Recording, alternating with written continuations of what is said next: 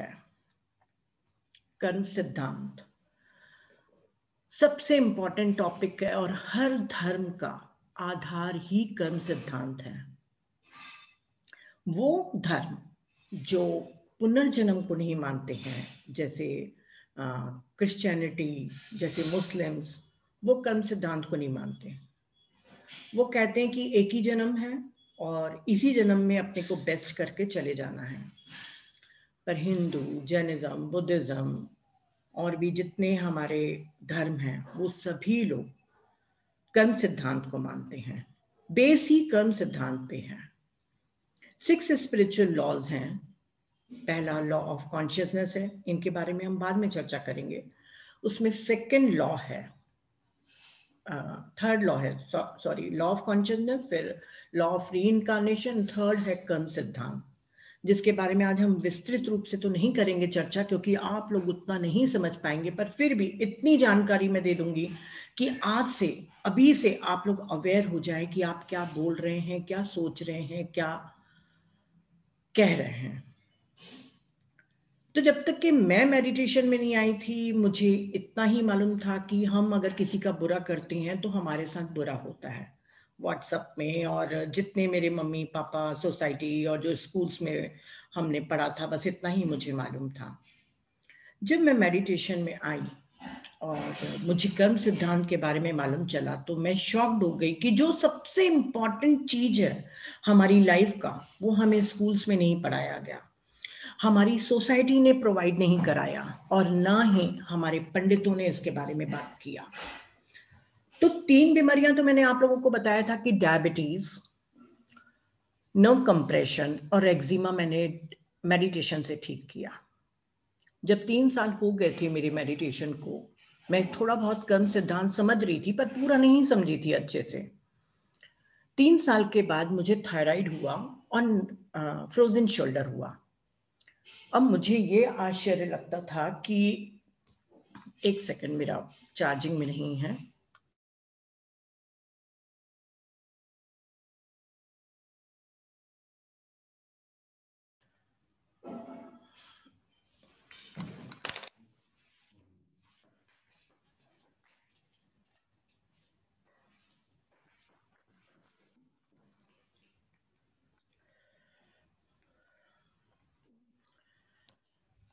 तो जब मुझे नर्व कंप्रेशन, ये फ्रोजन शोल्डर और थायराइड हुआ, तब मैंने सोचा कि मैं तो मेडिटेशन कर रही हूँ, मेडिटेशन करने के बाद तो मुझे कोई बीमारी होनी नहीं चाहिए, है ना। अगर हम मेडिटेशन कर रहे हैं और अपने कर्मों का प्रक्षालन कर रहे हैं, तो फिर ये 2 बीमारियां क्यों। चूंकि उसी समय मैं पत्री सर के सानिध्य में आ चुकी थी और वो हमें हमेशा बुक्स पढ़ने के लिए कहते थे। मैं जब बुक्स पढ़ी, तब मैंने लुईस ही की एक बुक पढ़ी थी, all is well and heal your body. ये बुक को मैं, इसके पीडीएफ को आज शेयर कर दूंगी अपने ग्रुप में, जिसके पास भी टाइम है वो जरूर करे।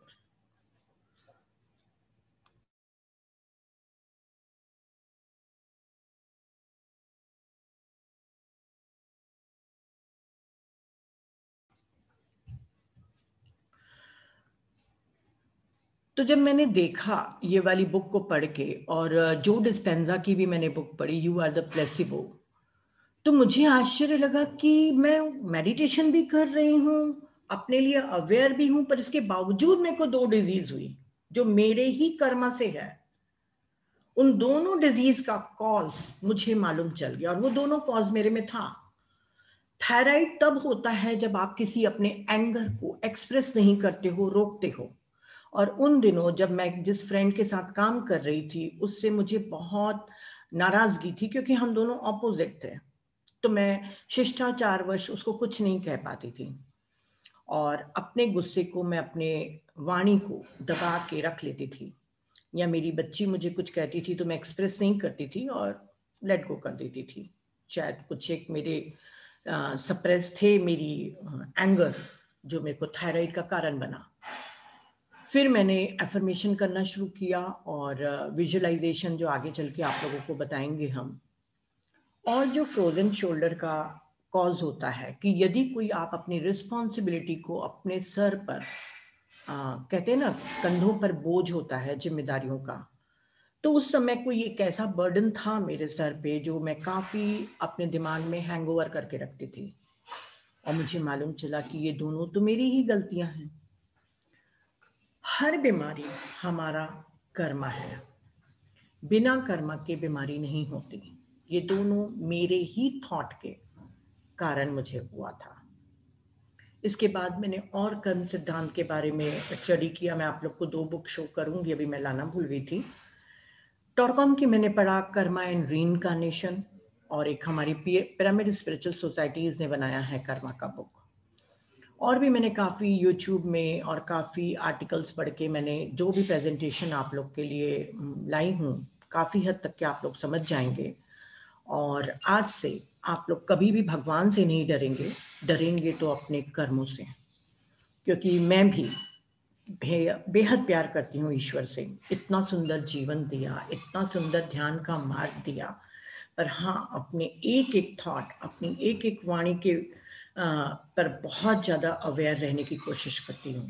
चूक होती है अभी भी मेरे से, मैं ये नहीं कहूँगी कि मैं परफेक्ट हूँ, क्योंकि कभी कभी हम लोग अपने काम के धुन में कोई ऐसे शब्द बोल देते हैं कि किसी को हर्ट होता है।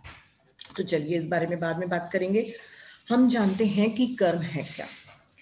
कोई व्यक्ति भगवान बुद्ध के पास आते हैं और उनसे कहते हैं कि कर्म क्या है। तो भगवान बुद्ध कहते हैं कि चलो मैं तुम्हें एक कहानी सुनाता हूँ। एक राजा रोज अपने नगर भ्रमण के लिए निकलता था हाथी में बैठकर, और उसके सब मंत्री वगैरह भी जाते थे। अचानक मार्केट के बीच में, जो हाट लगता है उनका, बाजार के बीच में एक छोटी सी दुकान थी चंदन की।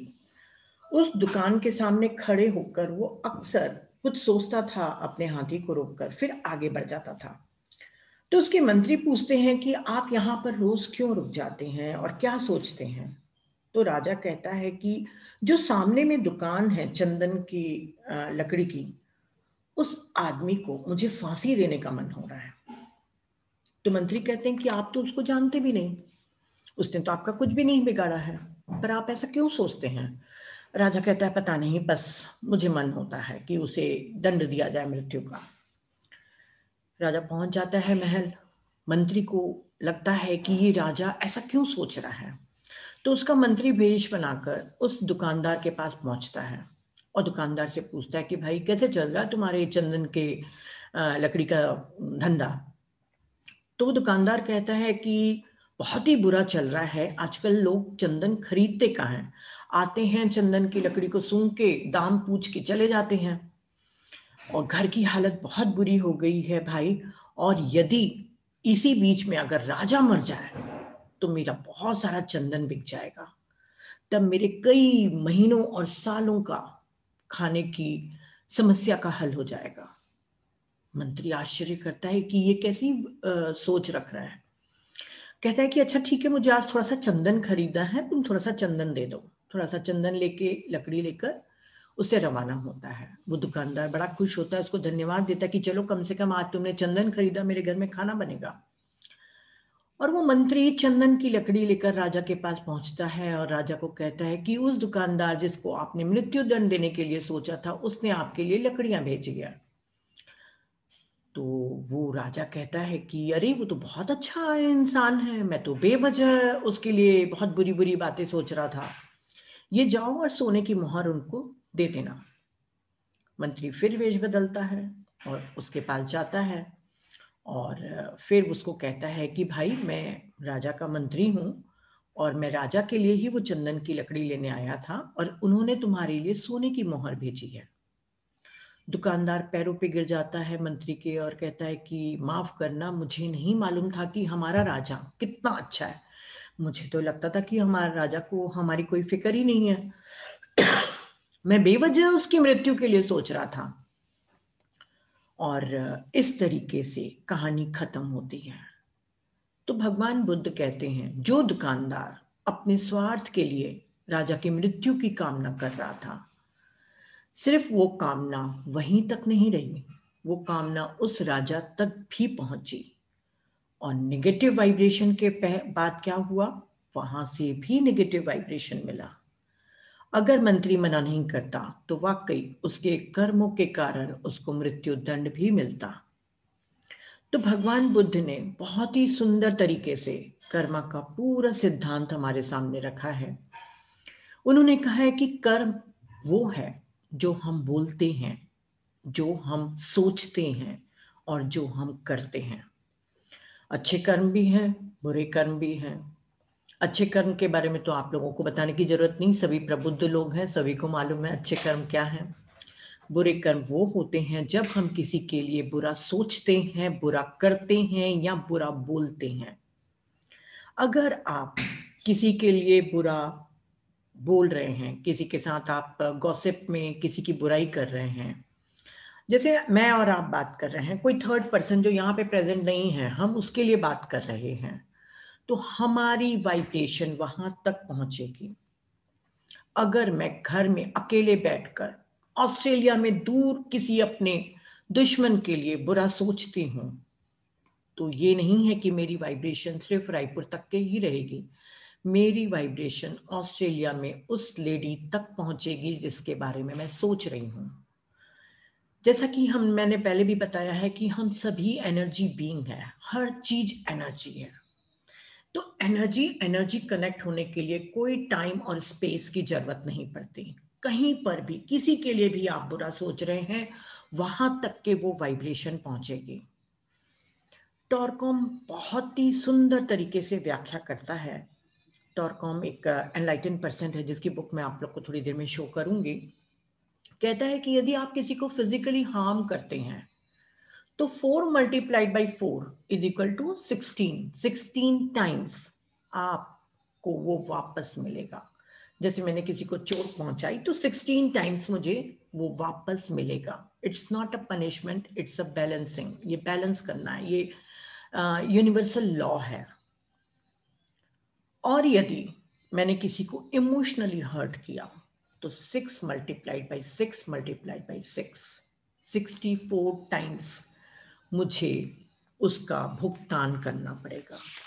और यदि मैंने किसी के लिए मेंटली बहुत गलत सोचा, उसके साथ वैसा हो जाए, वो ऐसा है, वो ऐसा है, तो यहाँ पे मैं आप लोगों को एक चीज बता दूं कि जब बहुत हम किसी के लिए नेगेटिव सोचते हैं ना, पहले चलिए मैं आपको ये चार्ट बता देती हूँ फिर आपको बताती हूँ। तो अगर हम किसी के लिए मेंटली बहुत सोच रहे हैं तो 4 मल्टीप्लाइड बाई 4 टाइम्स मतलब 256 टाइम्स मुझे उसका पेमेंट करना पड़ेगा जो मैंने उसको दिया था या उसके लिए सोचा था।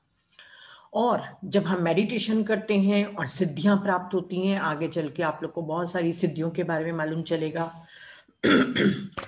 तो जब हमको सिद्धियां प्राप्त होती हैं और हम उन सिद्धियों का मिसयूज करते हैं तो 4 इंटू 4 इंटू 4 5 टाइम्स करने के बाद 1024 टाइम्स, मेरा मैथ्स कमजोर है ना इसलिए मुझे देखना पड़ रहा है, 1024 टाइम्स मुझे भुगतान करना पड़ेगा।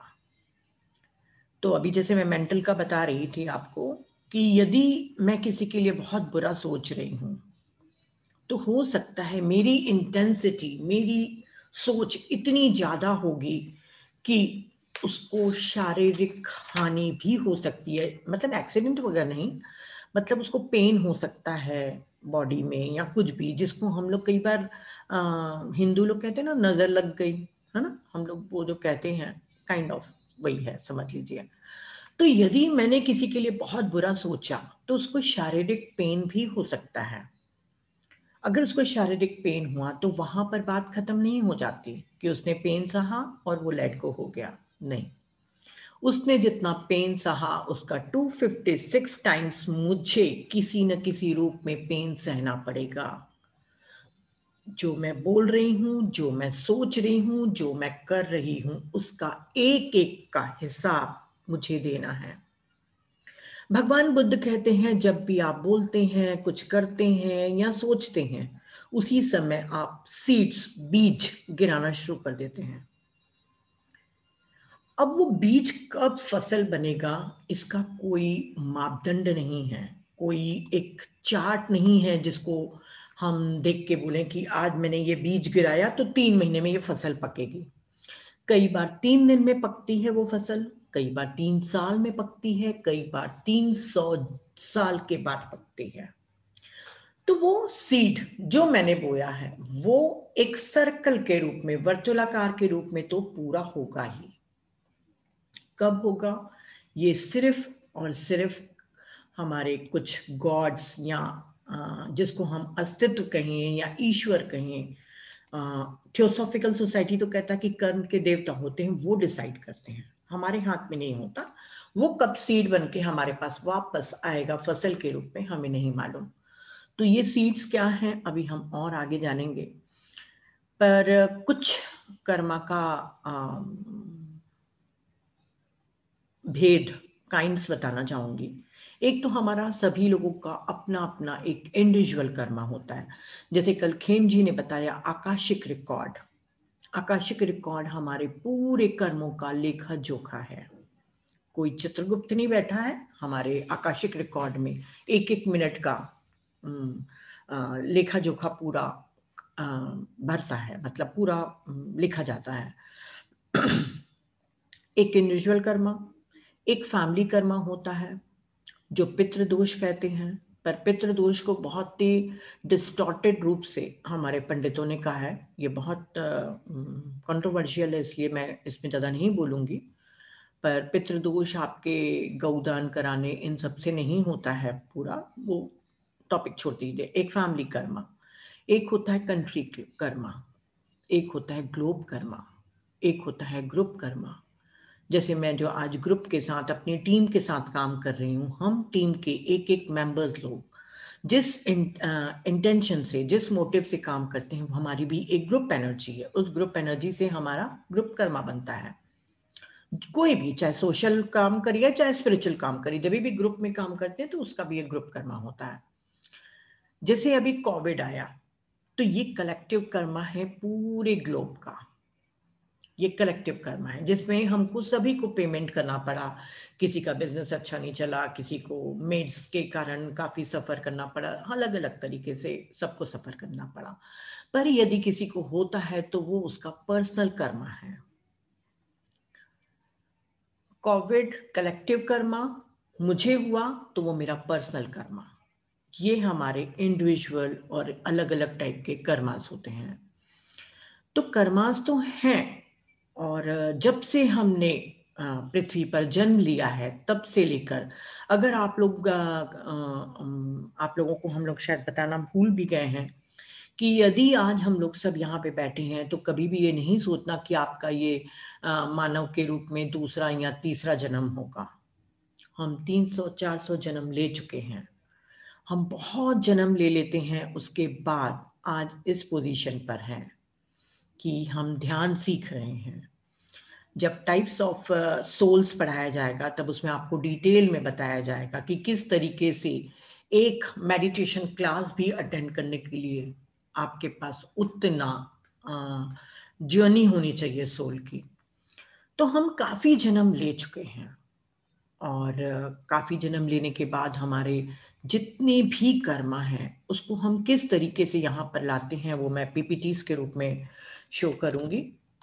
तो खेम जी आप बताइएगा पीपीटी क्लियर आ रही है कि नहीं?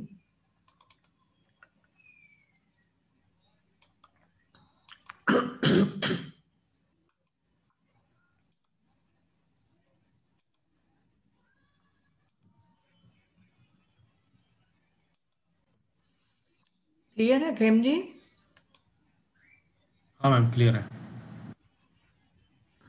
यस। तो सबसे पहला जो टाइप है, 4 टाइप के होते हैं। सबसे पहला है संचित कर्मा। संचित कर्मा हमारा टोटल कॉस्मिक डेप्थ है। मतलब मैंने जब पहली बार इंसान के रूप में जन्म लिया तब से लेके नीता आज, क्या डेट है, 16 जनवरी 2021 तक जितने भी मेरे कर्मा हैं वो मेरे संचित कर्मा कहलाएंगे। पहला जन्म जब मैंने लिया एक ह्यूमन बीइंग के रूप में, तब से लेके हो सकता है 400 जन्म हो चुके हों या 500 जन्म हो चुके होंगे, तो वो टोटल कर्मा आज की डेट तक मेरे संचित कर्मा के रूप में डिपॉजिट हैं मेरी कॉजल बॉडी में। जब 7 बॉडीज हम पढ़ेंगे तब आप लोग को मालूम चलेगा। हमारी एक बॉडी है जिसमें हमारे पूरे संचित कर्मा स्टोर्ड होते हैं। तो ये सभी का अपना अपना अलग अलग बैलेंस होता है। अगर हर इंसान का देखा जाए तो किसी की कहेंगे गठरी कम है, किसी की ज्यादा है तो सही सभी की। दूसरा है प्रारब्ध कर्मा, संचित कर्मा टोटल, प्रारब्ध कर्मा जो मैंने इस जन्म में अपने मास्टर्स लोग के द्वारा चुन के लाई हूं पृथ्वी पर कि मैं इस जन्म में कौन कौन से कर्मा का बैलेंस करूंगी। मैं 1 मिनट यहाँ पर रुकना चाहूंगी। मैं आप लोगों को बताना चाहूंगी कि जब भी सोल इनकारनेट होती है, जन्म लेती है, तो 3 कारणों से लेती है। पहला तो उसको कर्मा का बैलेंसिंग करना रहता है। दूसरा, उसको बहुत से अपने इमोशनल वुंड या जिसको कहेंगे अनरिजॉल्व्ड एनर्जीज उसको बैलेंस करने के लिए या उसको हीलिंग के लिए आती है। और तीसरा होता है सर्विस। ये 3 चीजों के कारण हम जन्म लेते हैं। तो जब हमारा कर्मा का चुनाव किया जाता है, जैसे मैंने नीता के रूप में जब जन्म लेने वाली थी, तो मेरी प्री बर्थ प्लानिंग के समय मुझे पूरे अपने कर्मा का, संचित कर्मा का डेप्थ दिखाया गया। मैंने चूज किया कि इस जन्म में मैं 10 साल, क्योंकि मैंने काफी 10 साल तक के फाइनेंशियल इश्यूज फेस किए हैं अपनी लाइफ में, तो मैंने 10 साल फाइनेंशियल इश्यूज चूज किए। जरूर मैंने किसी जन्म में किसी का पैसों का कुछ किया होगा, तभी मुझे ये इश्यूज फेस करने पड़े। मैंने एक्जिमा चूज किया, मैंने डायबिटीज चूज किया, और मैंने और भी कई चीजें चूज की जो मेरी लाइफ में मेरे साथ बुरी हुई। तो हर एक का जो इस जन्म में हमको कर्मा लेकर आना है उसको हम कहते हैं प्रारब्ध कर्मा। संचित हमारा टोटल अमाउंट है बैंक में, और जो वर्तमान जीवन में मुझे अपने कर्मों का भुगतान करना है तो उसको मैं प्रारब्ध कर्मा के रूप में अपने एथरिक बॉडी में लेके आऊंगी। आगे चल के और आप लोग जानेंगे हमारे 2nd नंबर की बॉडी होती है, तो मैं उस बॉडी में लेकर आऊंगी प्रारब्ध कर्मा के रूप में। अब प्रारब्ध कर्मा भी 2 प्रकार के होते हैं। प्रारब्ध कर्मा वो है कि 2 प्रकार के ऐसे हैं कि जैसे मुझे एक्जिमा हुआ, मुझे डायबिटीज हुई, पर मैंने हील कर दिया। तो वो मैंने कैसे हील किया? मेडिटेशन से। तो कुछ कर्मा ऐसे होते हैं जो कर्मों के प्रक्षालन के द्वारा आपके दूर हो जाते हैं, चाहे मेडिटेशन हो, चाहे भक्ति योग हो, चाहे सर्विस हो, स्पिरिचुअल सर्विस, किसी भी तरीके से आपके वो कर्मा वैनिश हो जाते हैं, खत्म हो जाते हैं, नलीफाई हो जाते हैं। तो उसको हम कहते हैं अदृढ़ कर्मा, जिसको हम खत्म कर सकते हैं। पर कुछ कर्म ऐसे होते हैं प्रारब्ध के जो हमारे मास्टर के द्वारा दिए जाते हैं। फिर चाहे आप कितना भी मेडिटेशन कर लीजिए, कितना भी सेवा कर लीजिए, कितना भी ईश्वर का नाम ले लीजिए, आपका वो कर्मों का प्रक्षालन नहीं हो पाता, आपको वो भोगना ही पड़ेगा। जैसे किसी का एक अंग नहीं है तो क्या मेडिटेशन करने से उसका अंग आ जाएगा? नहीं, उसको भोगना ही है जब तक कि उसे ये जीवन मिला है। कई लोगों को एक ही पेरेंट मिलता है, एक फादर या मदर की डेथ हो जाती है, या किसी को बहुत ही क्रूएल वाइफ मिलती है जिसको उसको सहना ही पड़ता है, उसे छोड़ के वो जा भी नहीं सकता। सुकरात के बारे में आप सब लोग जानते होंगे, वो इतने बड़े ज्ञानी थे पर उनकी वाइफ बहुत ही बुरी थी। बहुत ही उनके ऊपर गर्म पानी और बुरी तरीके से उनको ह्यूमिलिएट करती थी। तो कुछ कर्मा ऐसे होते हैं कि आपको इस जन्म में भोगने ही पड़ेंगे, उसका कोई भी सॉल्यूशन नहीं है। उसको हम कहते हैं दृढ़, और जिसको हम उस प्रारब्ध कर्मा को जो हम हटा सकते हैं उसको कहते हैं अदृढ़। जैसे एक और एग्जांपल दे रही हूं कि जैसे मान लीजिए आपका कोई एक्सीडेंट लिखा हुआ है और आपको उसके कारण 6 महीने के लिए बेड रिडन देना पड़ेगा। मैं अपना ही एग्जांपल दे रही हूँ क्योंकि मेरे साथ ऐसा हो चुका है। मुझे किसी हॉरोस्कोप वाले ने बताया था कि मुझे 6 महीना बेड रिडन रहना पड़ेगा। मेरा बहुत बुरी तरह से एक्सीडेंट होने वाला है। बहुत 3-4 हॉरोस्कोप दिखाने के बाद मुझे मालूम चल गया कि मैं वाकई 6 महीने के लिए बिस्तर पे जाने वाली हूँ, और टाइम पीरियड भी मुझे मालूम चल गया था। मैं तब बिलासपुर में थी और मुझे एक अपने गुरु मिले थे और उन्होंने कहा था कि नीता, लिखा तो है तुम्हारे कर्मों में कि तुमको 6 महीने के लिए बिस्तर पे जाना है, पर यदि तुम हनुमान जी की आराधना करोगी तो ये तुम्हारा कर्मा कट सकता है। फ्रेंड्स, यकीन मानिए, मैं दिन रात हनुमान जी की सेवा में और उनकी भक्ति में लीन हो गई और मुझे याद ही नहीं रहा कि मैं क्यों उनकी सेवा कर रही थी, क्यों उनकी भक्ति कर रही थी। क्योंकि एक्चुअली देखा जाए तो मैं बहुत बेइंतहा प्यार करने लग गई थी हनुमान जी से। मतलब मेरी सुबह होती थी हनुमान जी से, रात खत्म होती थी हनुमान जी से। बस मंदिर जाना, वहां सेवा करना, घर में भी करना, बहुत बहुत मैंने किया और मैं भूल भी गई और वो मेरा पीरियड भी चला गया और मेरा एक्सीडेंट भी नहीं हुआ। तो भक्ति योग से भी हमारे कर्म कटते हैं। तो मैं अभी वैसा ही एग्जाम्पल आप लोगों को बता रही थी कि यदि आपके में कोई एक्सीडेंट या कोई बड़ी चीज लिखी है बेड रिडन होने की और आप मेडिटेशन कर रहे हैं, तो वो प्रारब्ध कर्मा तो आपको भोगना ही पड़ेगा। एक्सीडेंट तो होगा ही, पर उसकी इंटेंसिटी इतनी कम हो जाएगी कि जो आप 6 महीने के लिए जा रहे थे वो शायद 20-25 दिन बिस्तर में रहेंगे या थोड़े टाइम के लिए 21 दिन के लिए बिस्तर में रहेंगे और उठ के चलने लग जाएंगे। तो ये हमारी इंटेंसिटी को कम कर देते हैं। ये हमारा मेडिटेशन, हमारा भक्ति और हमारी सेवा। तो ये प्रारब्ध कर्मा जो हमारे वर्तमान जीवन के कर्मा हर इंसान लेके आता है, संचित प्रारब्ध। तीसरा है क्रियामना। क्रियामना जो हम रोज पूरे टाइम बोल रहे हैं, चल रहे हैं, उसका कभी कभी इंस्टेंट फीडबैक मिलता है हमको। कभी कभी हम मैगी खाते हैं ना 2 मिनट की, तो वैसा ही ये कर्म है। हमें पता नहीं रहता, हम पकाते जाते हैं और हमको 3-4 दिन में रिजल्ट मिल जाते हैं। हो सकता है आप लोगों ने भी कभी ये नोटिस किया हो कि आप किसी के लिए बहुत निगेटिव हो जाते हैं किसी समय, और 3-4 दिन के अंदर आपको चोट लगती है या आपके घर में कोई निगेटिव चीजें हो जाती हैं। बहुत जल्दी इंस्टेंटली आपको इसका रिजल्ट मिलने लग जाता है। तो इसको कहते हैं क्रियामना। जो करंट कर्म है, हो सकता है 1 हफ्ते में मिले, हो सकता है 1 साल में मिले, पर बहुत जल्दी मिलता है इसका। इसके भी 2 रूप होते हैं। एक होता है आरब्ध कर्म, जो अभी तुरंत मिल रहा है, और एक है अनारब्ध कर्म जो सुप्तावस्था में है। वो पता नहीं इस बार फलीभूत होगा कि नहीं इस जन्म में। इस जन्म में फलीभूत नहीं हुआ तो मेरे संचित कर्मा में जाके ऐड हो जाएगा। किसी का भी अगर अनारब्ध कर्मा नहीं फलीभूत होता है तो वो संचित कर्मा में ऐड हो जाता है। तो आरब्ध कर्मा का एग्जाम्पल, और इसका मैं एग्जाम्पल बताऊं कि जैसे 2 फ्रेंड्स लोग चोरी करने जा रहे हैं। वो चोरी करते हैं और 2-3 दिन के बाद पुलिस पकड़ने आ जाती है। एक चोर पकड़ा जाता है और तुरंत उसको जेल में बंद किया जाता है, उसको कर्म का हिसाब मिल रहा है। पर दूसरा फ्रेंड भाग जाता है और वो इतनी दूर भाग जाता है कि इस जन्म में पुलिस उसको नहीं पकड़ सकती। तो उसका जो फ्रेंड भाग गया है उसका अनारब्ध कर्मा संचित कर्मा में जुड़ जाएगा, जो उसको किसी न किसी जन्म में चुकाना पड़ेगा। तो ये क्रियामना कर्मा बहुत इंपॉर्टेंट है। हम नहीं समझ पाते, इसके बारे में मैं सबसे लास्ट में और डिटेल में बताऊंगी आप लोगों को।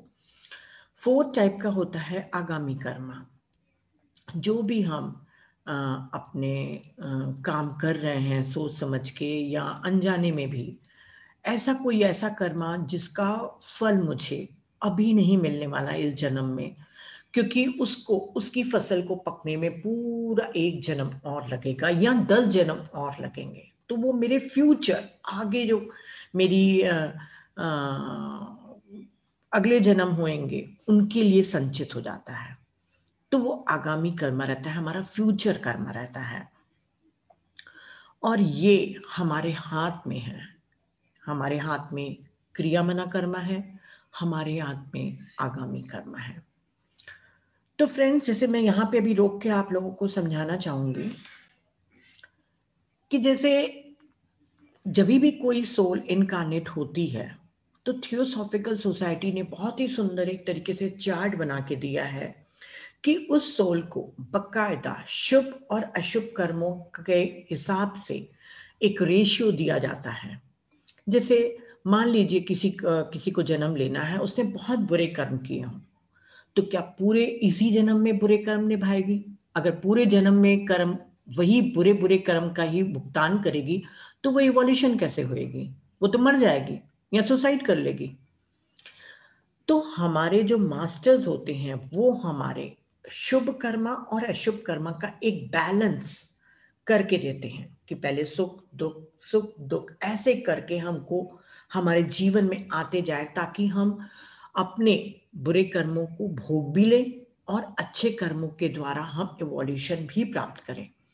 अब आप सभी लोग जानते हैं कि अच्छे कर्म हमको किस रूप में दिखाई देते हैं? हमारे जीवन की ब्लेसिंग के रूप में। अच्छी हेल्थ, आपके अच्छे रिलेशनशिप, आपके अच्छे पैसे, ये सब चीजें आपके गुड कर्मास के रूप में आते हैं। और जो बैड कर्मास के रूप में आते हैं वो आपकी बीमारियां हैं, आपके फाइनेंशियल इश्यूज हैं, आपकी बैड रिलेशनशिप है, इन सब में आते हैं। तो हमको पूरे टाइम इन दोनों चीजों का एक संतुलन करके दिया जाता है कि हम बकायदा बैलेंस करके इस दुनिया में आए और दोनों को साथ साथ निभाएं। यहाँ क्या होता है कि प्रारब्ध कर्मा, जैसे मान लीजिए मैंने 50% लेके आई, पर मैं यहाँ पर पूरे समय लोगों को बुरी बातें बोलूंगी, लोगों के लिए बुरी बातें सोचूंगी, लोगों के साथ बुरा करूंगी, उनको छल कपट करूंगी, तो मेरा क्रिया मना कर्म बहुत तेजी से बढ़ने लग जाएगा। और जब मेरा क्रिया मना बहुत तेजी से बढ़ने लग जाएगा, तो फल भी तो मुझे इसी जन्म में बहुत जल्दी जल्दी फीडबैक मिलेंगे। तो मुझे क्या लगेगा, आपको क्या लगेगा कि नीता को इतने प्रॉब्लम्स क्यों आ रहे हैं? हम देखते हैं ना कि कई कई लोग इतने बुरे भी नहीं होते हैं, पर उनके इतनी बुरी हालत होती है, एक के बाद एक के बाद एक वो फेलवर्स होते जाते हैं। उनके रिलेशनशिप भी खराब है, उनकी हेल्थ भी खराब है, उनके पैसे भी हैं, इतने लगातार होते जाते हैं। तो वो उनके क्रिया मना कर्मा के द्वारा बढ़ रहा है। कई लोगों को लगता है कि मुझे जो ये बीमारी मिल रही है वो मेरे पिछले जन्म के कर्मों के कारण है, क्योंकि हम सब अपने आप को इस जन्म में सबसे ज्यादा साफ सुथरा समझते हैं कि ये जन्म तो हमारा बेस्ट है, हमको पता नहीं हमने पिछले जन्म में कुछ किया होगा तो किया होगा, ये जन्म तो मैं बहुत अच्छा हूँ, अच्छी हूँ, मैं तो किसी के बारे में बुरा सोचती नहीं, बुरा बोलती नहीं। सभी अपनी एक इमेज बना के रखें कि आई एम द बेस्ट, और मैं तो बस ईसा मसीह की मैं ही चेली हूं, मैं ही लोगों की परोपकार कर रही हूं। ये सभी को गलतफहमी होती है। पर हम जो सोच रहे हैं अनजाने में बैठकर, वो भी हमारे क्रिया मना के कारण है।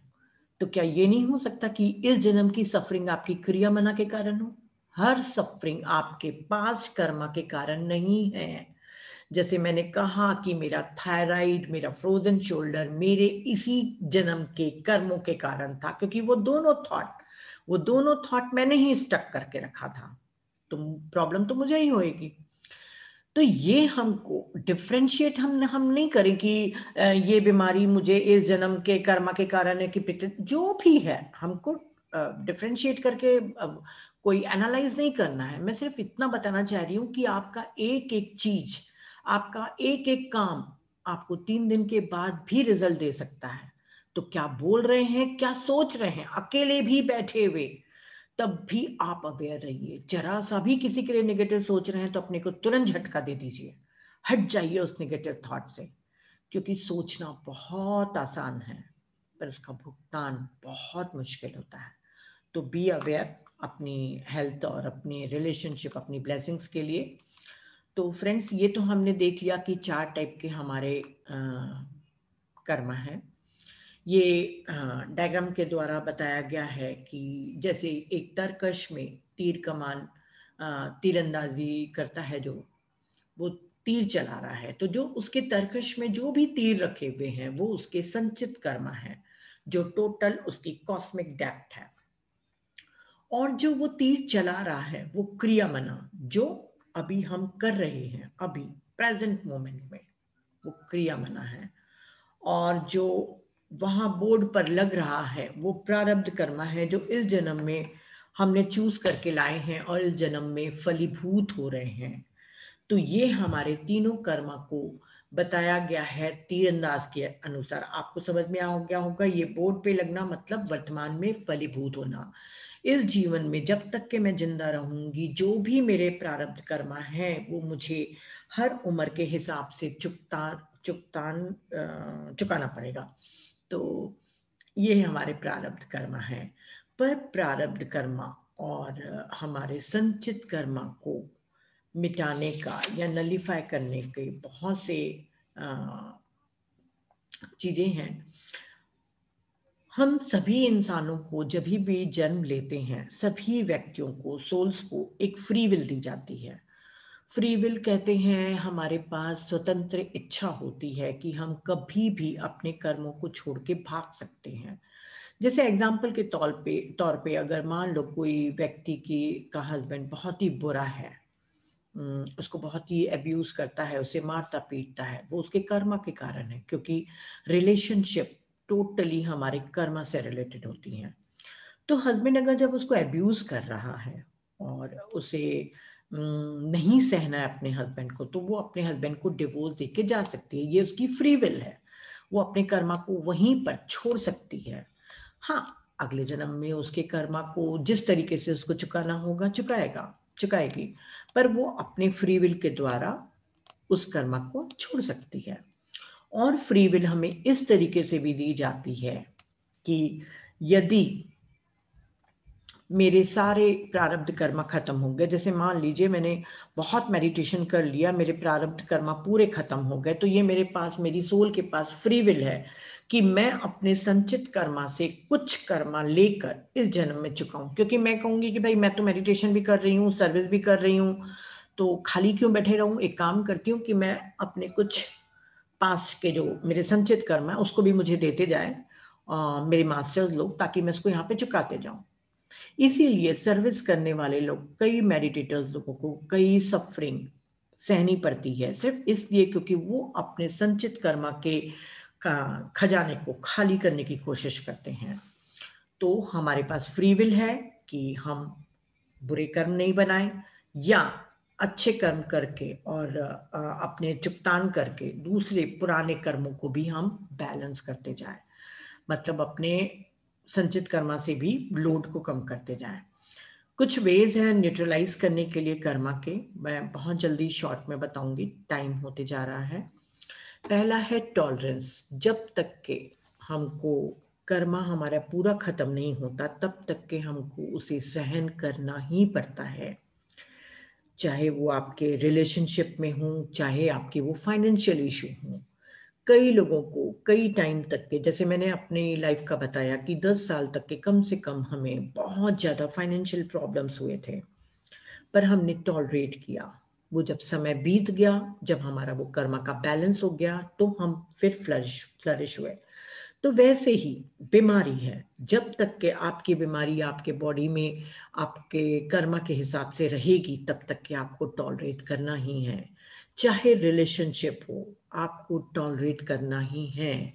टॉलरेट करे बगैर आपके कर्मा बैलेंस नहीं होंगे, और हर कर्मा को से भागने की किसी को जरूरत भी नहीं होनी चाहिए। टॉलरेट करना सबसे अच्छी चीज है कि आप उसको सहन करके उसको खत्म कर रहे हैं, उसको न्यूट्रलाइज कर रहे हैं। दूसरा है रिस्पॉन्सिबिलिटी, रिस्पॉन्स करने की एबिलिटी। जो भी हमारे साथ हो रहा है वो हमारे ही द्वारा क्रिएट हुआ है।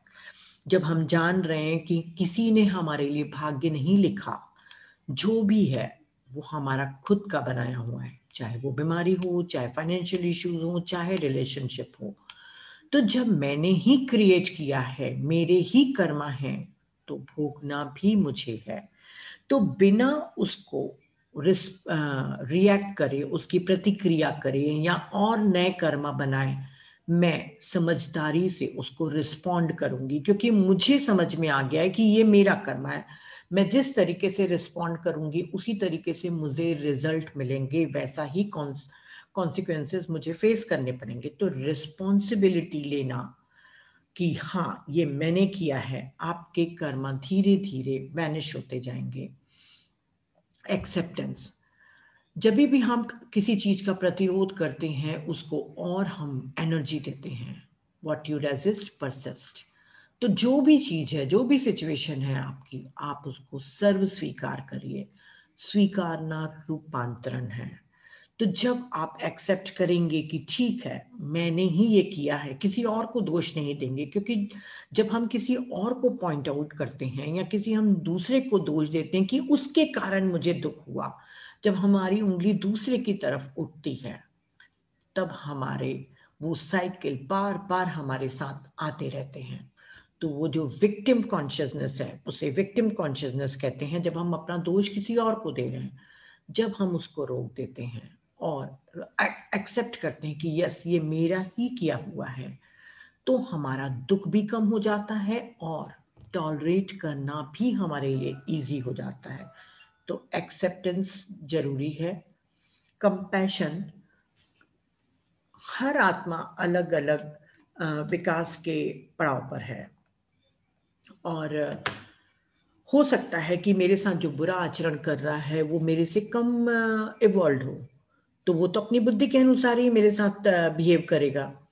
तो कौन हमें कैसा कह रहा है, कौन हमारे साथ कैसा ट्रीट कर रहा है, हमें नहीं मालूम कि वो किस लेवल पर है। हो सकता है कि उसकी बुद्धि का विकास ही नहीं हुआ हो, तो वो तो 4th क्लास के बच्चे के समान ही बिहेव करेगा। अगर हम मेडिटेशन कर रहे हैं और यदि हम कर्म सिद्धांत को समझ रहे हैं, तो हमारे फर्ज बनता है कि हम हर उस सोल के प्रति करुणा भाव रखें जो हमारे साथ मिसबिहेव कर रहे हैं।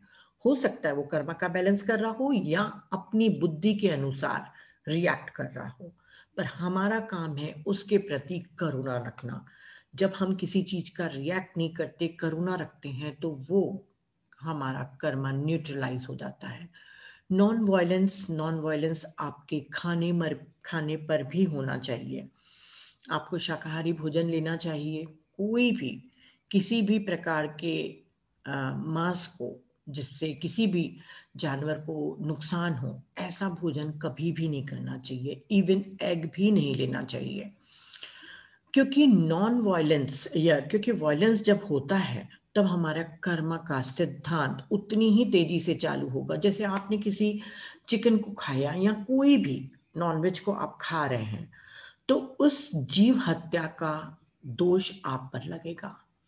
तो आपको नॉनवेज आज से ही बंद कर देना चाहिए। मैं भी पहले बहुत खाती थी नॉनवेज, पर मेडिटेशन के बाद मैंने भी वेजिटेरियन को अपनाया है।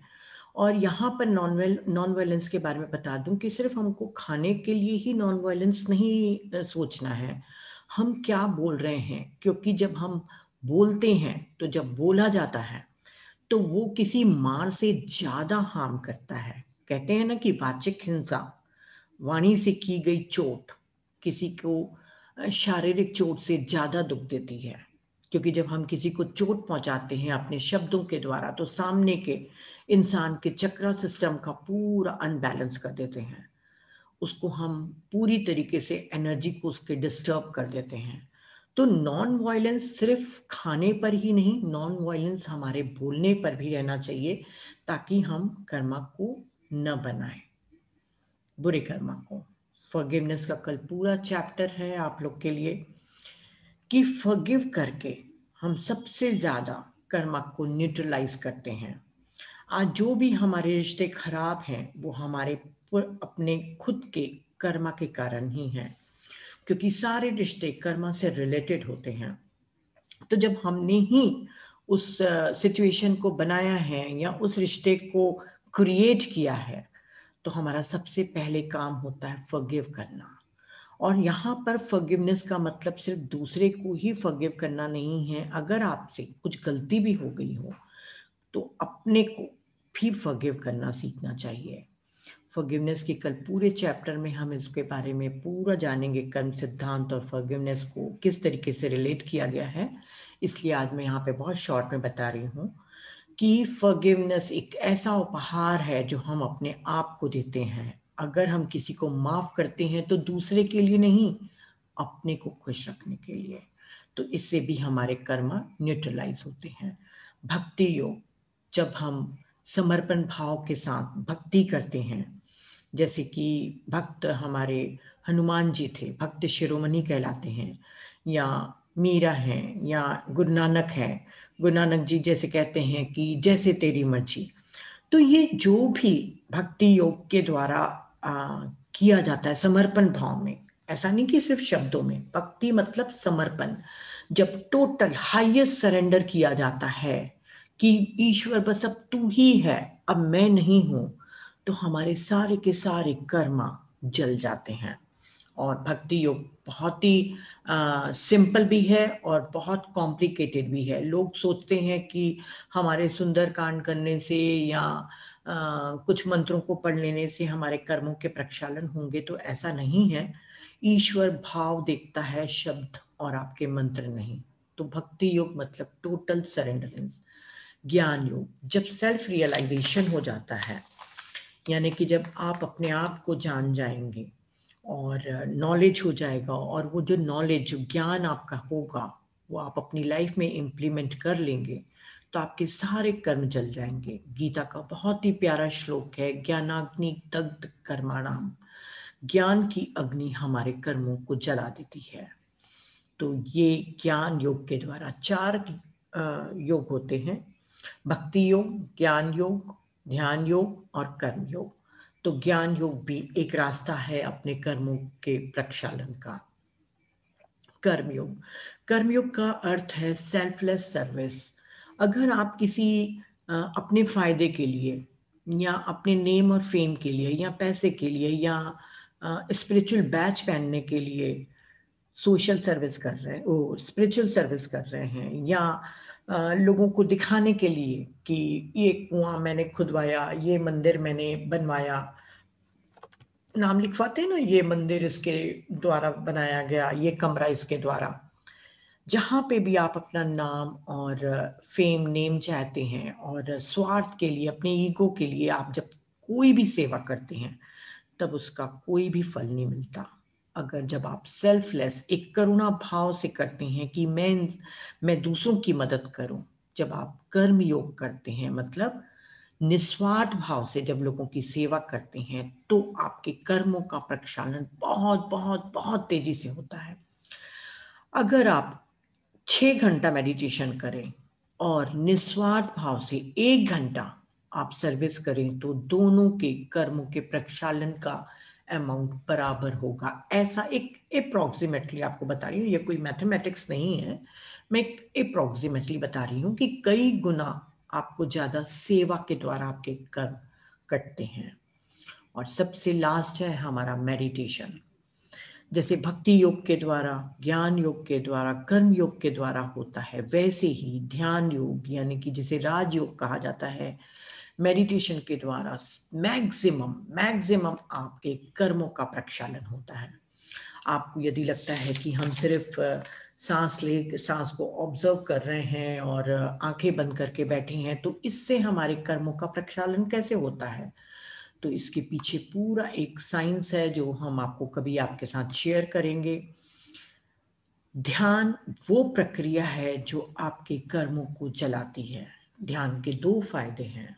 पहले तो आपके में इतनी कॉस्मिक एनर्जी बढ़ते जाती है, जिससे आपकी एथरिक बॉडी में जो सारे सेंटर्स में कर्मा एक एनर्जी ब्लॉकेजेस के रूप में है, वो डिसॉल्व हो जाते हैं और ब्लॉकेजेस खुल जाते हैं, तो वो आपके कर्मा जल जाते हैं। दूसरा, जैसे जैसे आप मेडिटेशन करते जाएंगे, आपकी अवेयरनेस बढ़ते जाएगी। आपकी जब अवेयरनेस बढ़ते जाएगी, तो आपके साथ जो भी चीज हो रही है, चाहे बीमारी के रूप में, चाहे और कोई परिस्थिति के रूप में, आप इस जीवन से एक बिगर पिक्चर देखने लग जाते हैं। क्योंकि ध्यान के द्वारा आपको ज्ञान मिलता है और ज्ञान से आप उस बिगर पिक्चर को देख पाते हैं कि ये इंसान मेरी लाइफ में क्यों आया। फ्रेंड्स, हमारी अनुमति के बगैर हमारे जीवन में कभी भी कोई भी अनचाहा व्यक्ति नहीं आ सकता। जब तक कि हमारी सोल ने उसे हाँ नहीं कहा हो, वो हमारे जीवन में नहीं आ सकता। मैं रास्ते में चलने वाले लोगों की बात नहीं कर रही हूँ, मैं उन लोगों की बात कर रही हूँ जो आपके जीवन से जुड़ जाते हैं, चाहे वो क्लोज फ्रेंड हों, आपके क्लोज रिलेटिव्स हों, या आपके सगे संबंधी हों, आपके नेबर्स हों। जिनसे आपका बहुत पाला पड़ता है, वो आपकी अनुमति के द्वारा ही आते हैं। तो बहुत सी चीजें कर्मों के बैलेंसिंग के लिए ही हम ऐसे लोगों को चुनते हैं। तो जब आप मेडिटेशन करते हैं तब आपको मालूम चलता है कि ये इंसान जो मुझे इतना परेशान कर रहा है वो क्यों कर रहा है। किसी न किसी जन्म में मैंने उसे कोई ना कोई प्रॉब्लम दिया होगा, तभी वो उस चित्तान को करने के लिए आ रहा है। आप कैसे आइडेंटिफाइड करेंगे कि ये मेरा कर्मा है कि नहीं? तो इसका मैं एक बहुत ही एक एप्रोप्रिएट आपको, मुझे वर्ड याद नहीं आ रहा है, एक सिम्टम भी नहीं कहेंगे, क्या कहेंगे, एक गाइडलाइन दे रही हूं। जब किसी के कुछ करने से हमारे में इमोशनली इम्पैक्ट पड़ता है, हम दुखी होते हो, है ना, हमारे इमोशन पे फर्क पड़ता है, तो वो हमारा कर्म है। जैसे मान लीजिए मैं रास्ते से जा रही हूँ, किसी व्यक्ति कोई आएगा और मेरा नाम लेके मुझे गंदी गंदी गालियां देगा और चला जाएगा। मुझे दुख नहीं होगा, क्योंकि पहली बात तो मैं उसे जानती नहीं और मेरा कोई कर्मा से उससे रिलेटेड हूं नहीं। तो मैं कहूंगी पागल है, पता नहीं क्या बोल के चला गया, हम उसको माइंड नहीं करेंगे। पर जब हमारा कोई परिचित हमारे लिए कोई बुरा बोलता है, या हमारे हस्बैंड या हमारे फादर या हमारे बच्चे हमारे से बुरा चलते हैं, तो हमको दुख होता है। और जब दुख होता है तो वहां पर कर्मा तो है ही। तो कहीं ना कहीं हमने उस चीज को बोया होगा। तो जब हमने बोए हैं तो फसल भी तो हमें को काटनी है, कोई और तो नहीं आएगा काटने के लिए। तो जब हमको ये ज्ञान हो जाए कर्म का कि ये सब चीज, ये सारा ताना बुना हमने ही बुना है, तो फिर शिकायत क्यों और किससे करें? किससे करेंगे आप शिकायत? भगवान तो नहीं बैठा हुआ है खाली कि चलिए नीता ने ये किया तो नीता को ये प्रॉब्लम देना है। अगर 10 साल मैंने फाइनेंशियल प्रॉब्लम को फेस किया तो वो मेरा कर्मा था, मेरे हस्बैंड का भी था, हम दोनों का कंबाइंड कर्मा था जिसको हमने फेस किया। और मेरे बच्चों का भी वो फैमिली कर्मा था जो उन्होंने फेस किया। तो ये सब चीजें जब आप मेडिटेशन करते हैं तो हर चीज, हर सिचुएशन का एक बिगर पिक्चर देखते हैं। और जब बिगर पिक्चर देखते हैं और आपकी अंडरस्टैंडिंग बढ़ती है तो उसके लिए आपको कोई दुख नहीं रह जाता, आप उसको सर्व स्वीकार कर लेते हैं। यदि आज मेरी कोई तबीयत खराब है तो उसको मैं स्वीकार करती हूँ कि ये मेरा है कर्मा, मैं किसी को दोष नहीं दूंगी। तो जब मैं स्वीकार करूंगी तो उसके पेन की इंटेंसिटी तुरंत कम हो जाएगी। तो ये फ्रेंड्स कर्म सिद्धांत था। डिटेल में बहुत कुछ है, पर आप लोग इतना ही समझ लीजिए, उतना ही काफी है। क्योंकि जितना ज्यादा हम आपको बताते जाएंगे उतना ज्यादा आपके में भी कंफ्यूजन क्रिएट होते जाएगा। तो इट्स मोर बेटर कि यहीं पे हम स्टॉप करें। तो thank you, thank you, thank you very much, आप लोगों ने इतने प्यार से सुना। और मैं चाहूंगी कि 5-10 मिनट जो भी आप लोग क्वेश्चन पूछ सकते हैं पूछ लीजिए, फिर हम मेडिटेशन करेंगे। तो जिनको भी हैंड रेज करना है वो क्वेश्चन पूछ सकते हैं, और सिर्फ कर्म सिद्धांत से ही रिलेटेड पूछिए, क्योंकि आप लोग के जो कमर में दर्द है, सर में दर्द है, उसके अभी हम नहीं देंगे। ऑलरेडी 10:05 हो रहा है। तो कर्म से रिलेटेड जो भी क्वेश्चन पूछने हैं आप पूछ सकते हैं। हाँ सर। कुमार सर अनम्यूट कर लीजिए।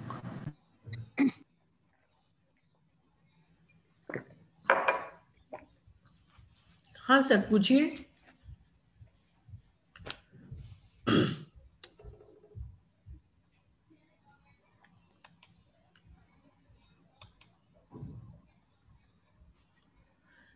श्री कुमार सिंह जी आप अनम्यूट हो गए हैं, आप पूछ सकते हैं। Yes, हाँ ma'am. सत्य प्रीति मैम, प्रीति सिंह हाँ मैम।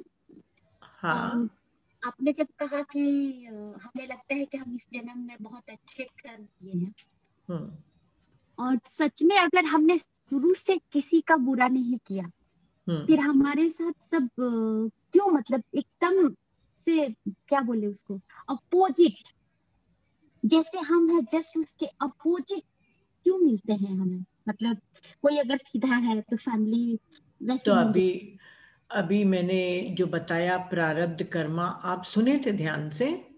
जी मैम जी। है ना, हम इस जन्म में तो हमको लगता है कि हमने कुछ भी नहीं किया, है ना, पर हम पिछले जन्म में, किसी जन्म में हम डाकू भी थे, किसी जन्म में हम मर्डरर भी थे, किसी जन्म में हम बहुत ही बुरे इंसान थे, कभी अच्छे भी थे। बहुत सारे हमने जन्म लिए हैं, अच्छे बुरे, पॉजिटिव और नेगेटिव दोनों भूमिकाओं को किया है। तो हमें नहीं मालूम कि इस जन्म में जो हम भुगतान कर रहे हैं वो कितने जन्म पहले का है, पर किया गया तो है हमारे द्वारा ही। भगवान के पास तो टाइम नहीं है कि वो एक एक को बेजबरन के कुछ लिखे। इस दुनिया में कभी भी अन्याय नहीं होता। जो भी हो रहा है, ये कर्म सिद्धांत को कई लोग कार्य और कारण का सिद्धांत मानते हैं, कई लोग मिरर का सिद्धांत मानते हैं। तो जो भी है मैम, आपने कभी ना कभी किसी के साथ कुछ तो किया होगा, नहीं तो आपके जीवन में कभी भी कोई बुरी अप्रिय चीज नहीं होएगी। इस जन्म का नहीं है। मैंने आपको बोला ना, संचित कर्मा हमारे टोटल कॉस्मिक डेप्थ है। आप पुनर्जन्म को मानती है मैम? मैम आपकी आवाज नहीं आ रही थी। किम जी, नहीं आ रही आवाज? अब अभी आ रही है। ब्रेक हो रही थी मैम बीच में, लेकिन वो बार बार इतना ये नहीं हुआ। नेटवर्क आ रहा है। आप पुनर्जन्म को मानती हैं? जी मैम जी।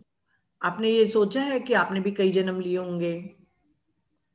जी आपका हर जन्म बहुत अच्छा होगा, बहुत अच्छे बने होंगे आप, नहीं, अगर अच्छा होता तो तकलीफ है क्यों ना? होती। है ना, सभी लोग भगवान बुद्ध भी कई जन्म तक के बुरे व्यक्ति बने, है ना। तो ऐसा कोई इंसान नहीं है जो पाप नहीं किया हो। तो हमने किसी न किसी जन्म में तो किया होगा, तो आपने भी किया होगा। तो स्वीकारने में काय का शर्म? अरे सोचो ना कि पिछले जन्म में किया है, क्रिया मना नहीं है, ये सब पिछले जन्म में है। पिछले जन्म में मैंने क्या किया मुझे नहीं मालूम, पर इस जन्म में तो मैंने बेस्ट कर रही हूँ बस। यही लोगों की गलत फहमी तो है ना। मेरी एक फ्रेंड है, उसके क्रिया मना कर्म मुझे दिखते हैं पर उसे नहीं दिखते। उसको जब कमर में दर्द होता है तब मैं कहती हूँ कि तुम्हारा ये क्रिया मना है, तो वो कहती है नहीं यार, अपन इतना सर्विस करते, क्रिया मना नहीं है, ये मेरे पिछले जन्म का है। मैंने कहा दिल को क्या कहते हैं, एक गाना भी है ना, दिल को खुश रखने के लिए काफी है, जाओ जाओ, ठीक है। तो वो आपका भी है, आप भी यही सोच लीजिए पिछले जन्म के हैं, ठीक है ना। जी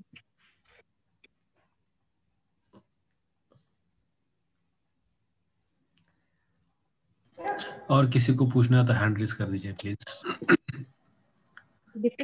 है तो मेडिटेशन शुरू करें मैम, क्योंकि हाँ, मैं भी वही सोच रही हूँ। अगर नहीं है क्वेश्चन तो मैं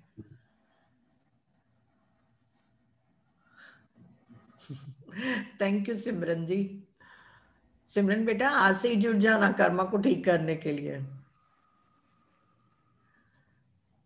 किसी को कोई क्वेश्चन नहीं पूछता, इतना प्यारा ओ सॉरी सॉरी सत्यभामा जी, सॉरी सॉरी, आपका मैं अनम्यूट कर दूंगी, सॉरी।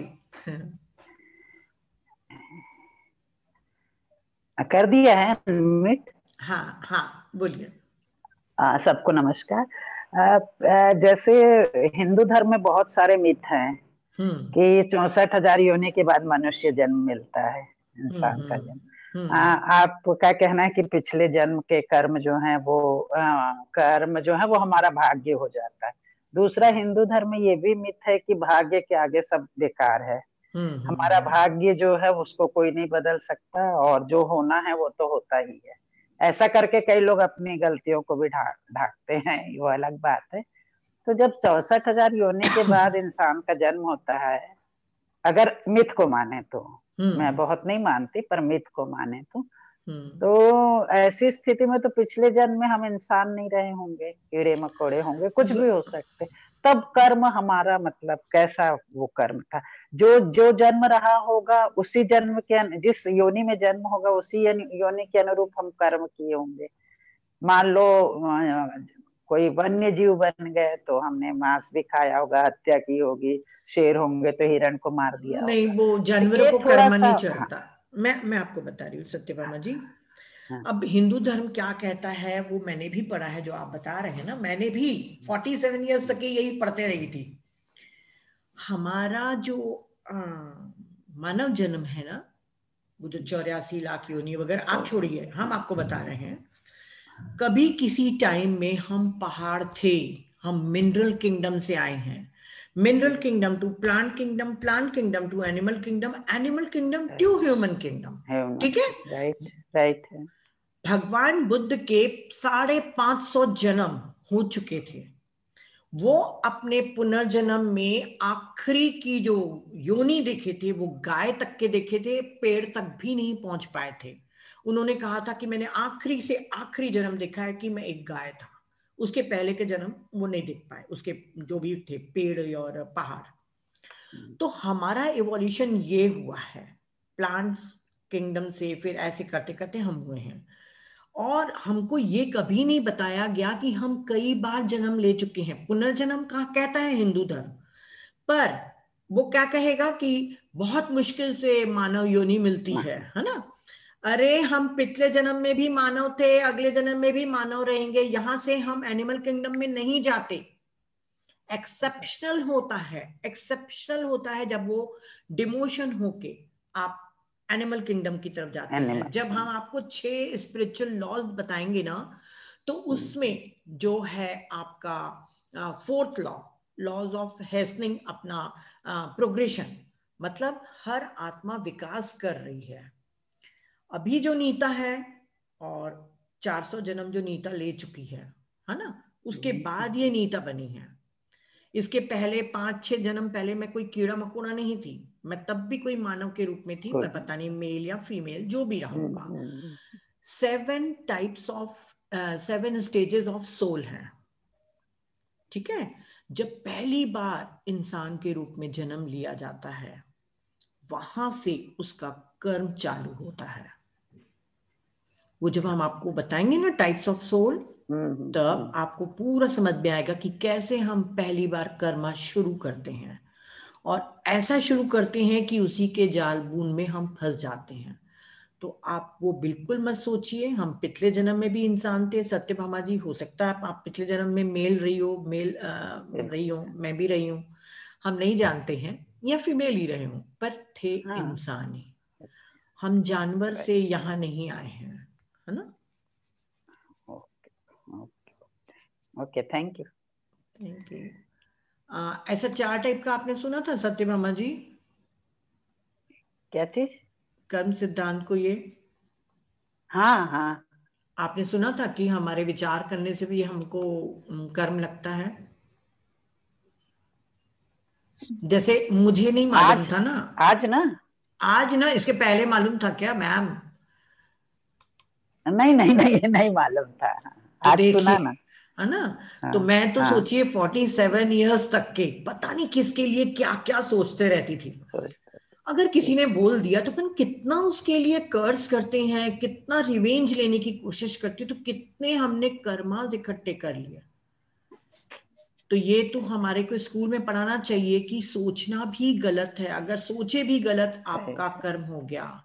महावीर कहते हैं कि यदि आपने किसी की हत्या के लिए सोचा, वो कृत्य हो गया, कर्म, है ना। तो वैसा होता है। हाँ श्रुति जी। राइट। मैडम, आपने वो मूवी बोला था द सीक्रेट। हाँ। तो उसमें फोर्सफुली बताया गया है कि आप सोचो, उसको फील करो, और आप जो चाहोगे वो अचीव कर सकते हो। You can achieve everything, is possible. तो अभी कोई बहुत सफरिंग में है, फाइनेंशियल उसको प्रॉब्लम है, ये कर्म है उसका, जैसे आप बोल रहे हैं।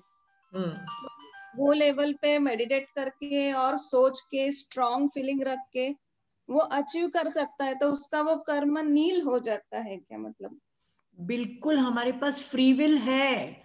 ये जो अभी सत्यभामा ने कहा ना, तो उन्होंने कहा मैं इनका आंसर नहीं दी थी कि हमारी जो नियति हम उसको बदल नहीं सकते। बिल्कुल गलत है।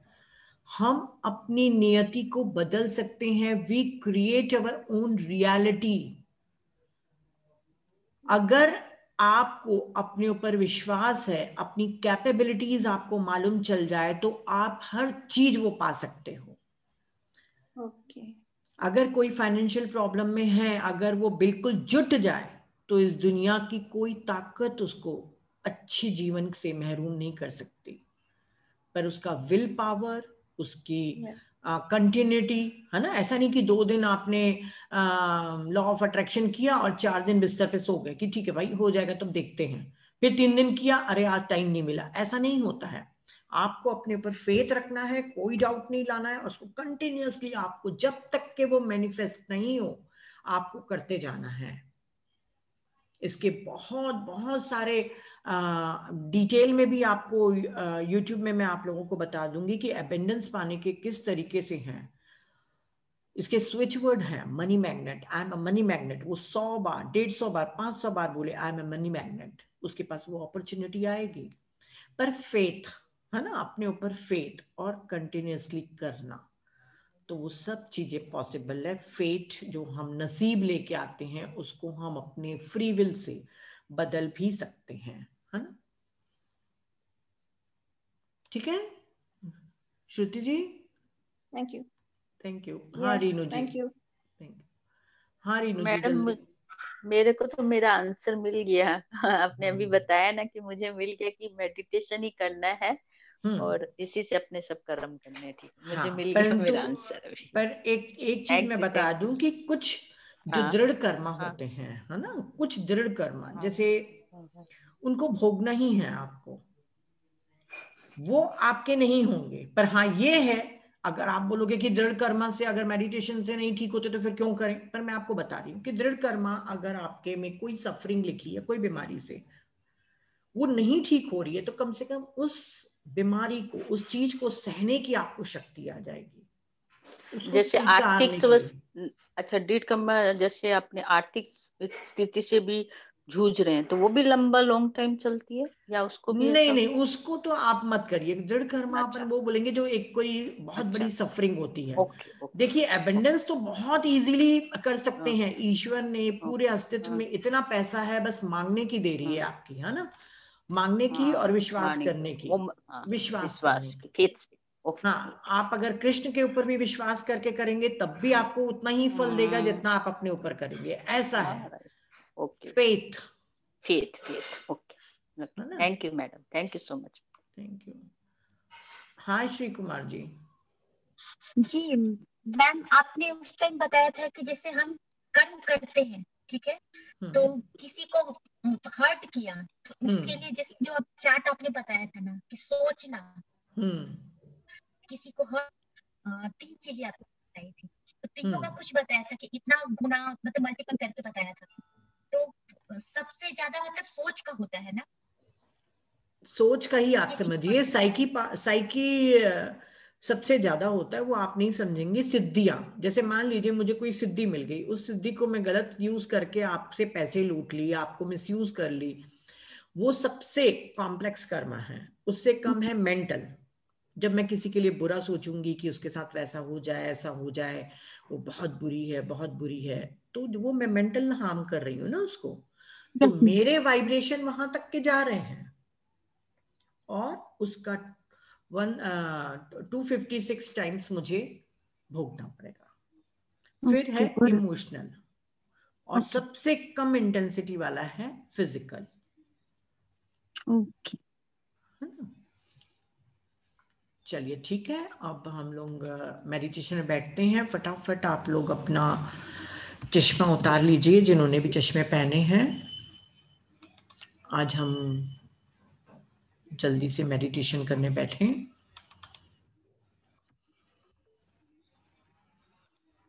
दोनों हाथों की उंगलियों को आपस में फंसा लीजिए। दोनों पैरों को क्रॉस करके सुखासन में बैठ जाएं। आंखों को बंद करके अपनी आती और जाती श्वास के साथ एक हो जाएं।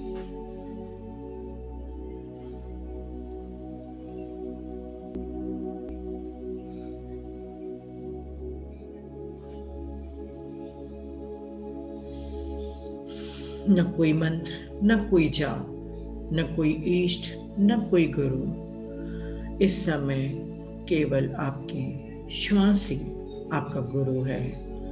पूरा ध्यान अपनी आती और जाती श्वास पर।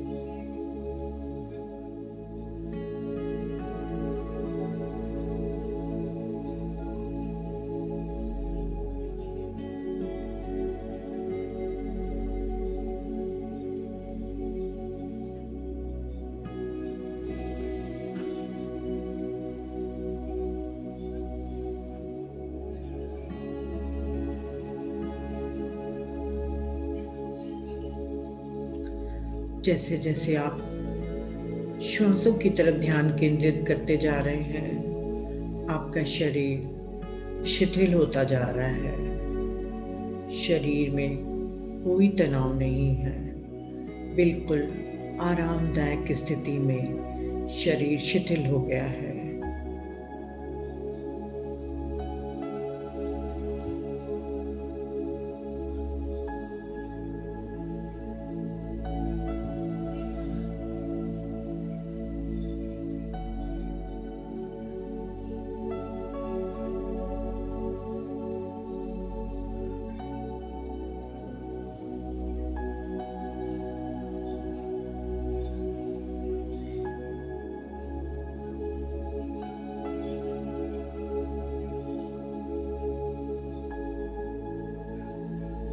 धीरे धीरे आपके मन में विचार भी कम होते चले जा रहे हैं।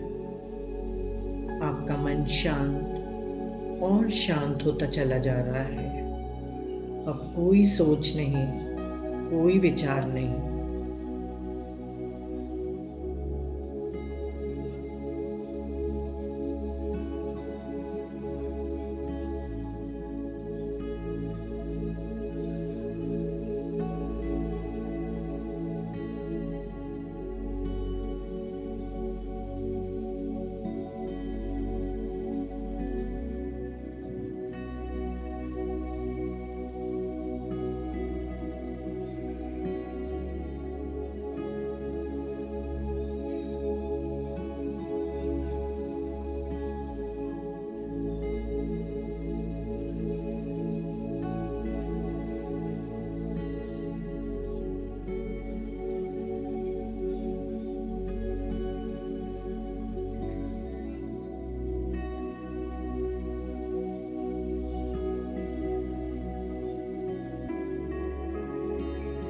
धीरे धीरे आपकी श्वासें शिथिल होते जा रही हैं, छोटी और छोटी होते चले जा रही हैं।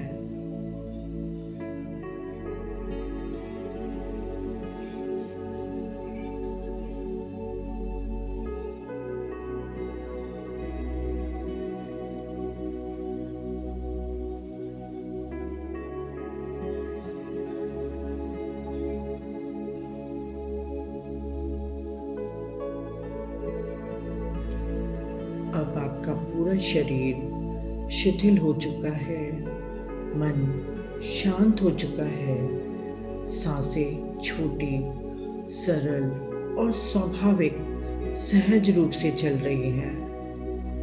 आपके मन के अंदर गहरी शांति है, अपार शांति।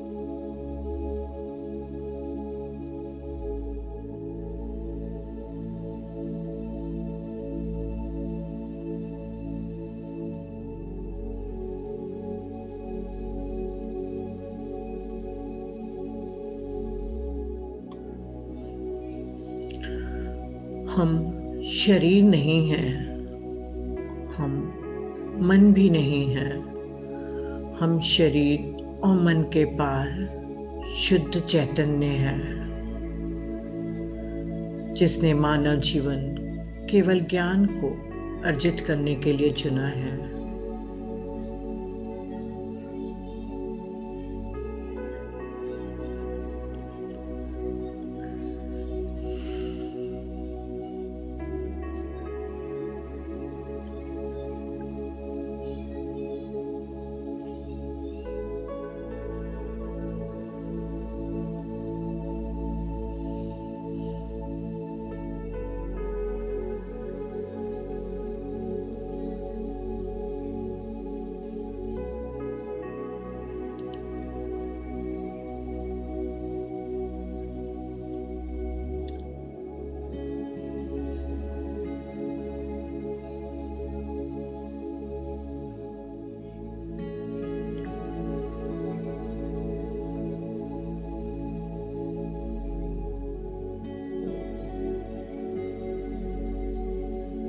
इस अनंत यात्रा में हमने पिछले कई जन्मों में नकारात्मक भूमिका को भी चुने थे। अज्ञानवश ही सही, पर हमने उन्हें निभाए थे।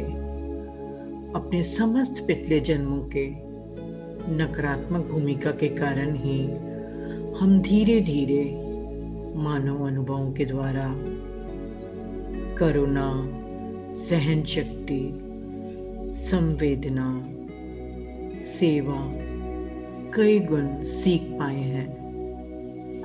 अपने उस नकारात्मक भूमिकाओं को भी धन्यवाद देना चाहिए, जिन्होंने हमें एक शिक्षक की तरह बहुत से चीज़ों को सिखाया है।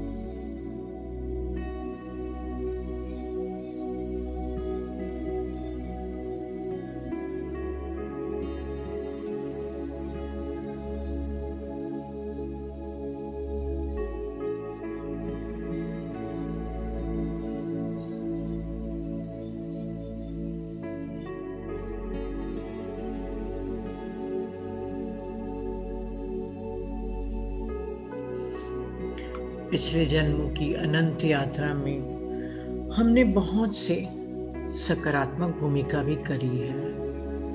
हमने बहुत अच्छे भूमिकाओं को चुनकर अच्छे कर्म किए हैं और उन्हीं का ही प्रतिफल है जो आज हमारे वर्तमान जीवन में आशीर्वाद के रूप में हमें फलीभूत हो रहा है।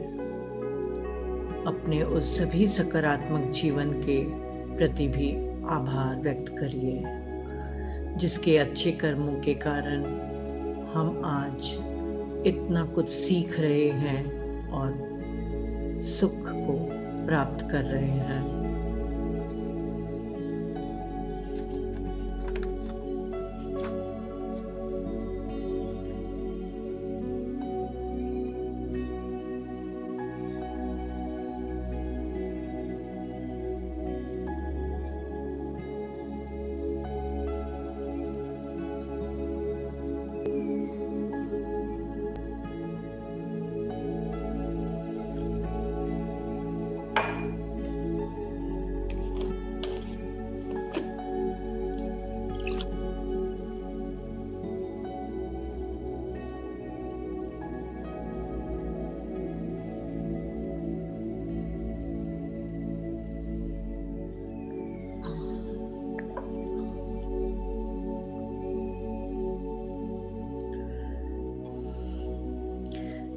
इस गहरी शांति में आप जो एक ईश्वरीय आत्मा है,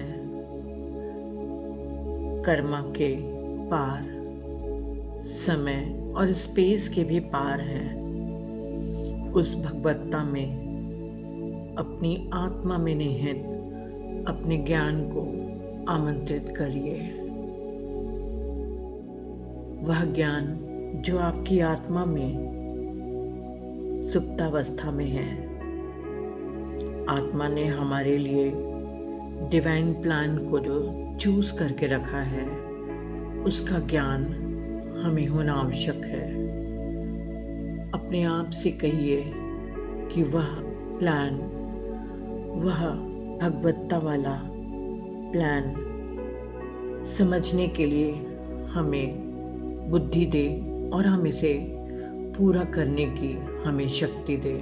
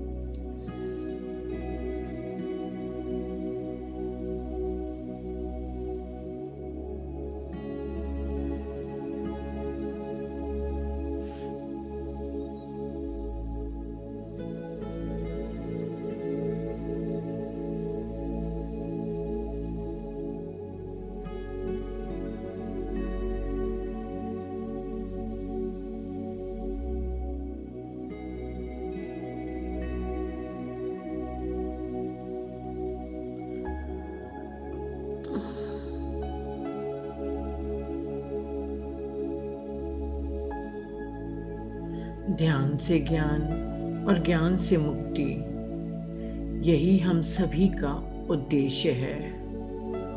हम ध्यान के द्वारा अपने कर्मों का प्रक्षालन करते रहते हैं और अपने जीवन को समझने की समझ और ज्ञान को अर्जित भी करते रहते हैं। पूरा ध्यान अपनी आती और जाती श्वास पर।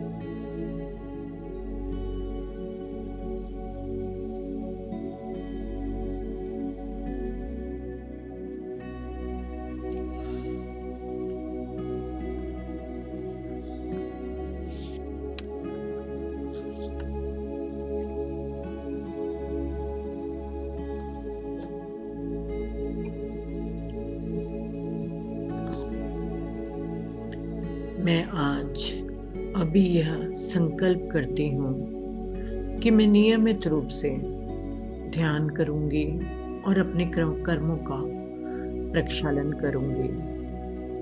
साथ ही अपने कर्म, वाणी और विचार के लिए सजग रहूँगी।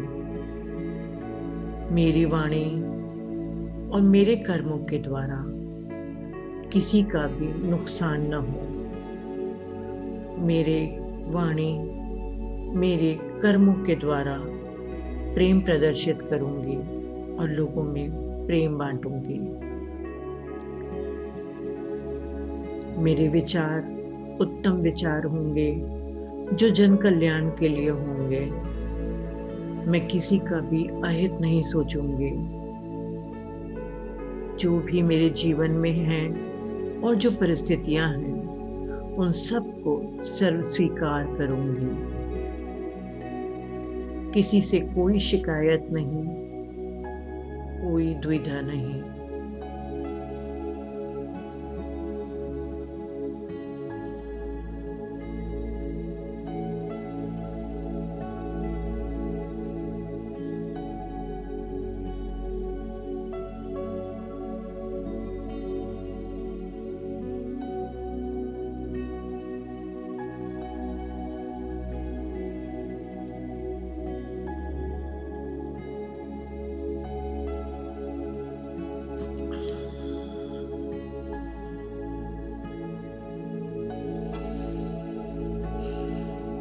आखिरी के 2 मिनट पूरा ध्यान सांसों पर।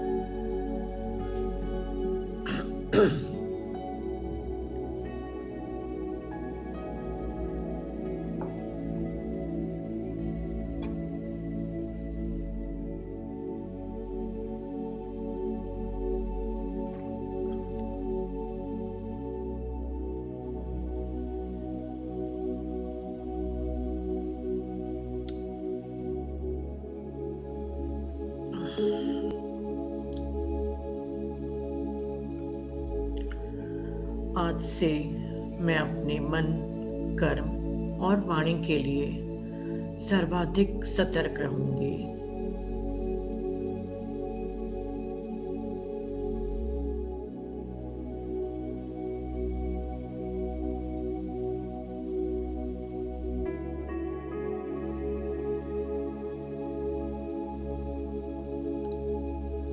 आखिरी के 30 सेकंड।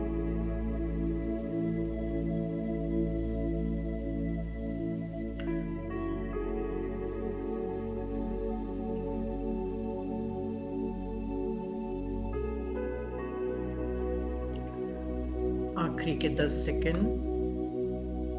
9, 8, 7, 6, 5, 4, 3, 2, 1, 0। दोनों हाथों की हथेलियों को खोलकर अपनी आंखों के ऊपर ले जाएंगे। 5, 4, 3, 2, 1, 0। दोनों हाथों को खोलते हुए अपनी आंखों को भी आहिस्ता आहिस्ता खोल लेंगे। तो फ्रेंड्स, अपने लिए, ध्यान के लिए और हमारे प्यारे गुरु जी के लिए जोरदार तालियां। Thank you, thank you, thank you. Thank you friends.